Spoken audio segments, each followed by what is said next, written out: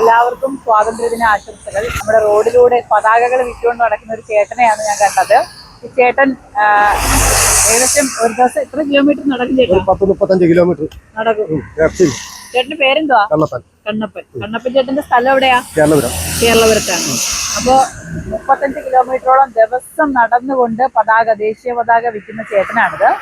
കണ്ണപ്പൻ ചേട്ടൻ ഇപ്പൊ രാവിലെ ഇറങ്ങും. രാവിലെ 6 മണിക്ക് ഇറങ്ങും. 6 മണിക്ക് ഇറങ്ങും. കൊടിയൊക്കെ വിൽക്കാൻ പറ്റുന്നുണ്ടോ? ഉണ്ട്. ആണോ? സാധാരണ നമ്മൾ പ്ലാസ്റ്റിക്കിൽ കൊടി കണ്ടിട്ടുണ്ട്, പക്ഷെ ഇത് ശരിക്കും തുണിയാണ്. ഓക്കെ, തുണിയിലാണ് ചേട്ടൻ ഈ ഒരു വിൽപ്പന നടക്കുന്നത്. ചെറിയത് വലുതപ്പം ഇതിന്റെ റേറ്റ് ഒക്കെ എങ്ങനെ കേട്ടോ? 20, 30, 80, 100. 20 രൂപയ്ക്കും 30 രൂപയ്ക്കും 80 രൂപയ്ക്കും 100 രൂപയ്ക്കും ഒക്കെ ഈ ഒരു കൊടികൾ വെക്കുന്നുണ്ട്. ഇത് ശരിക്കും പറഞ്ഞാല് നമ്മളിപ്പോ ഉള്ളത് കൊട്ടാരക്കരയിലാണ്. ചേട്ടന്റെ വീട് വരുന്നത് ഇവിടുന്ന് ഏകദേശം ഒരു 10-35 കിലോമീറ്റർ ദൂരെയാണ് അല്ലേ? ഞാൻ നടക്കുന്ന അവിടെ വരെ വെക്കുമ്പോൾ 10-35 കിലോമീറ്റർ വരുന്നു. ഓക്കെ, അപ്പൊ ദിവസം 6 മണിക്ക് എഴുന്നേറ്റ് നടക്കാൻ തുടങ്ങുന്നതാണ്. അപ്പൊ ഈ ചേട്ടന്റെ കയ്യിൽ നിന്ന് ഈ ഭാഗത്തുള്ളവർ, അതായത് നമ്മളെ കേരളപുരം തൊട്ട് കൊട്ടാരക്കര വരെ നടക്കുന്നു. പിന്നെ അവിടുന്ന് എങ്ങോട്ടെങ്കിലും ഇല്ല, നേരെ വീട്ടിലോട്ട്. ആ നടപ്പ് കേരളപുരം ആണോ?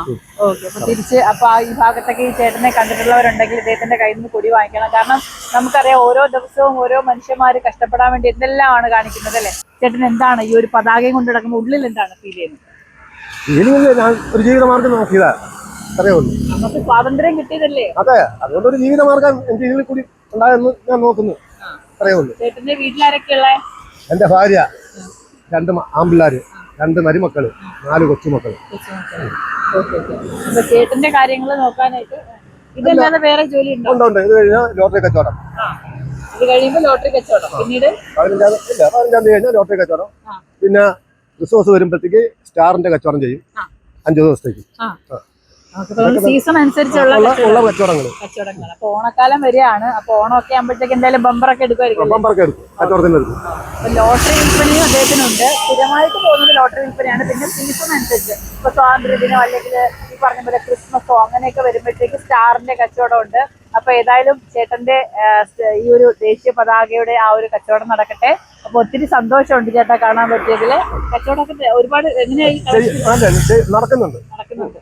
ഒന്നും തെറ്റില്ലാത്ത രീതിയിൽ നടക്കുന്നുണ്ട്. എല്ലാവരും പതാകയൊക്കെ വാങ്ങിക്കട്ടെ.